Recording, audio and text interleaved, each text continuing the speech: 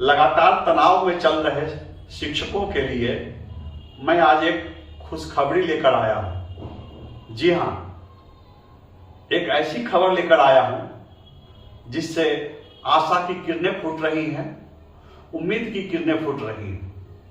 बड़ी चर्चा है कि आगामी मंगलवार को राज्य मंत्रिमंडल की बैठक में राज्य के नियोजित शिक्षकों को राज्यकर्मी का दर्जा दिया जाएगा। जी हां, आगामी मंगलवार को राज्य मंत्रिमंडल की बैठक में नियोजित शिक्षकों को राज्यकर्मी का दर्जा दिए जाने की उम्मीद की जा रही है। नमस्कार, मैं हूं विवेश त्रिवेदी और आप देखना शुरू कर चुके हैं जनता चौक लाइव।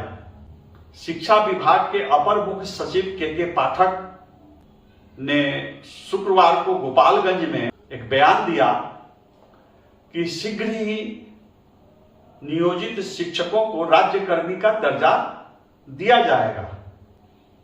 तो हाल के दिनों में देखा गया है कि के पाठक जो कहते हैं, जो कहते हैं उसे अमली जामा पहनाया जाता है, वह सच साबित होता है।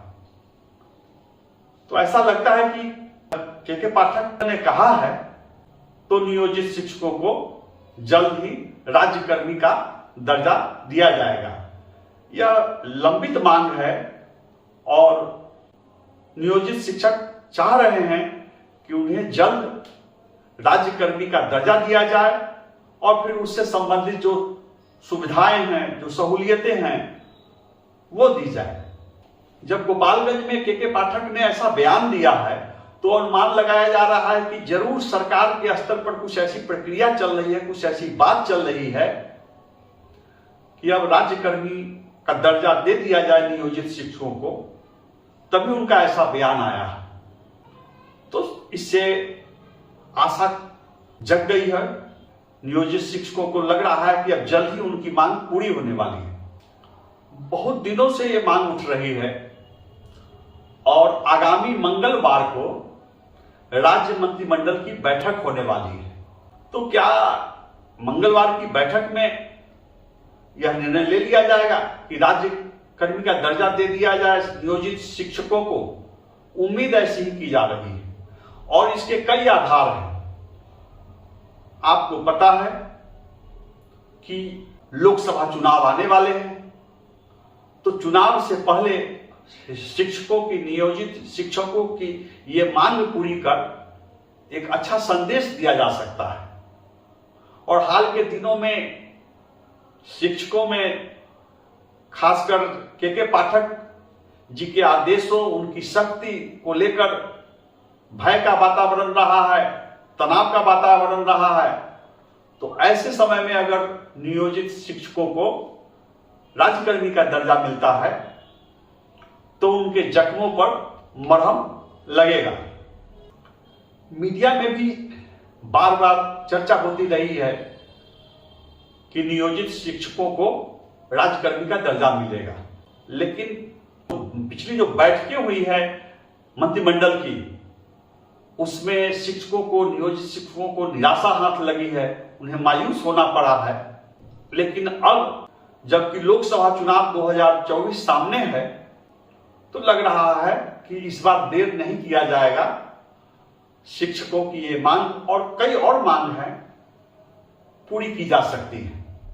मैं आपको बताऊं कि नियोजित शिक्षकों की संख्या राज्य में 3.5 लाख के करीब है। तो इनकी एक बड़ी आबादी है और इनका नाराज रहना सरकार की सेहत के लिए ठीक नहीं हो सकता है। और सिर्फ इनकी बात नहीं है, अगर एक नियोजित शिक्षक के परिवार में हम औसतन 5 सदस्य को मान लें तो एक बहुत बड़ी आबादी हो जाती है जो इस सरकार के इस फैसले से प्रभावित होगी, खुश होगी।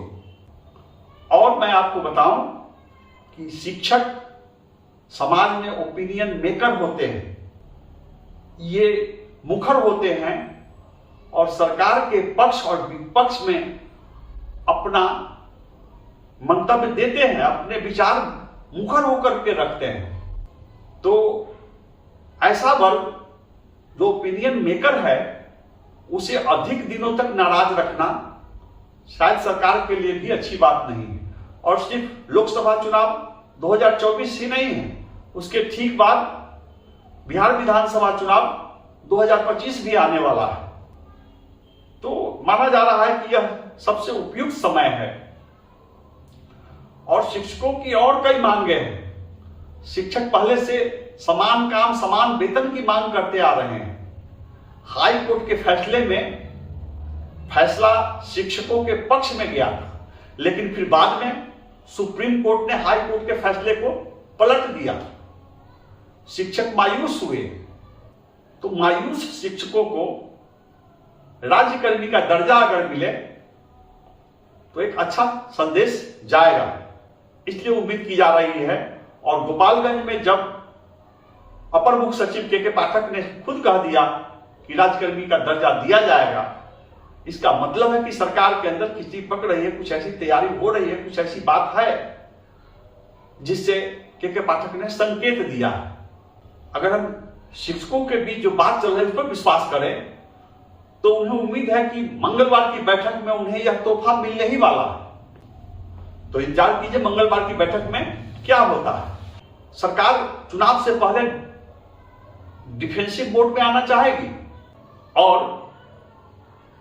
शिक्षकों की मांग पूरी कर उन्हें वोट बैंक में तब्दील करना चाहेगी। और मांगे हैं शिक्षकों के स्थानांतरण से संबंधित मांगे हैं। आपको पता है कि शिक्षक कहीं 100 किलोमीटर की दूरी पर, कहीं घर से 200 किलोमीटर की दूरी पर और कहीं कहीं तो 500 किलोमीटर की दूरी पर कार्यरत है।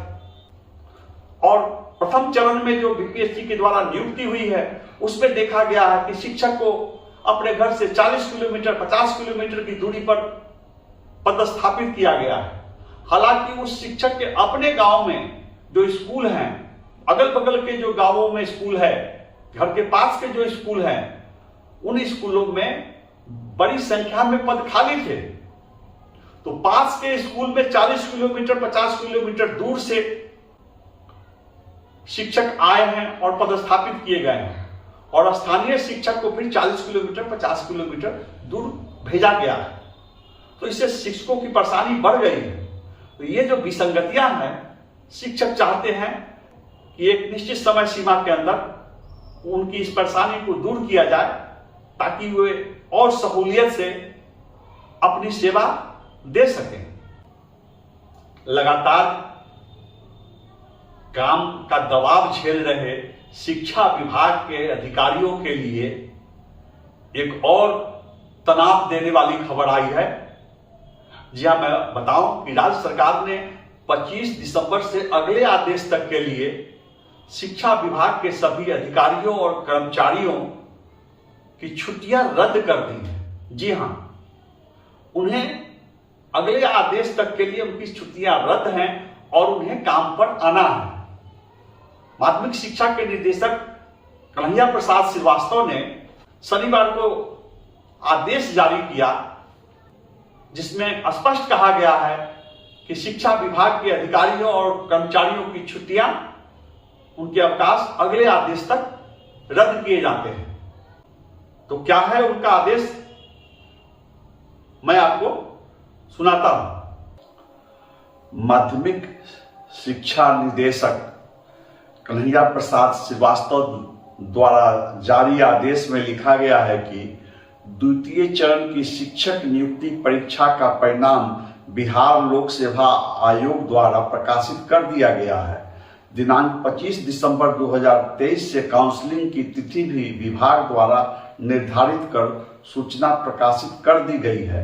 ऐसी स्थिति में कार्य की महत्ता को देखते हुए राज्य के शिक्षा विभाग के सभी पदाधिकारियों एवं कर्मियों के अवकाश दिनांक 25 दिसंबर से अगले आदेश तक रद्द की जाती है। बहुत ही अपरिहार्य स्थिति होने पर मुख्यालय से अनुमति प्राप्त करने के बाद ही अवकाश दिया जा सकेगा।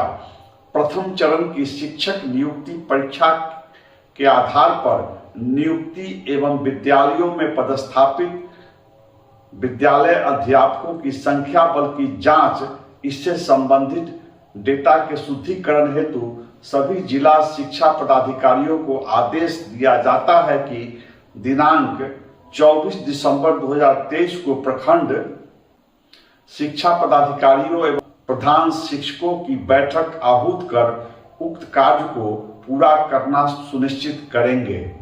आपको ऐसे पता है कि इससे पहले ही शिक्षा विभाग के सभी अधिकारियों को रविवार के दिन भी कार्यालय में आने का आदेश दिया जा चुका है। जी हां, उन्हें अपने कार्यालय में उपस्थित रहना है, क्योंकि उस दिन राज्य के अपर मुख्य सचिव उच्च स्तरीय बैठक करेंगे वीडियो कॉन्फ्रेंसिंग के माध्यम से। तो उस बैठक में शामिल होने के लिए प्रखंड शिक्षा अधिकारी, जिला शिक्षा अधिकारी को अपने कार्यालय में रहना। तो यह आदेश पहले से था ही। अब एक नया आदेश आ गया है कि चूंकि बीपीएससी द्वारा जो परीक्षा दी गई शिक्षक भर्ती परीक्षा दूसरे चरण की, उसका परिणाम आ गया है और अब सफल प्रतिभागी जो है अभ्यर्थी हैं, उनकी काउंसलिंग होनी है और यह भी देखा जाना है, जांच होनी है कि स्कूलों में वास्तविक संख्या बल कितनी है, कितने पद रिक्त हैं। तो शिक्षकों की काउंसलिंग के लिए और वास्तविक संख्या बल की जांच के लिए संक्षेप में बताऊं तो दूसरे चरण की भर्ती प्रक्रिया को समय से पूरा करने के लिए शिक्षा विभाग के अधिकारियों और कर्मचारियों की छुट्टियां रद्द कर दी गई हैं। तो आप देख रहे थे जनता चौक लाइव। आपसे आग्रह है कि आप मेरे चैनल को लाइक करें, सब्सक्राइब करें और इसे अधिक से अधिक वायरल करें, ताकि मैं और अच्छी खबर लेकर आपके बीच आता रहूं। नमस्कार।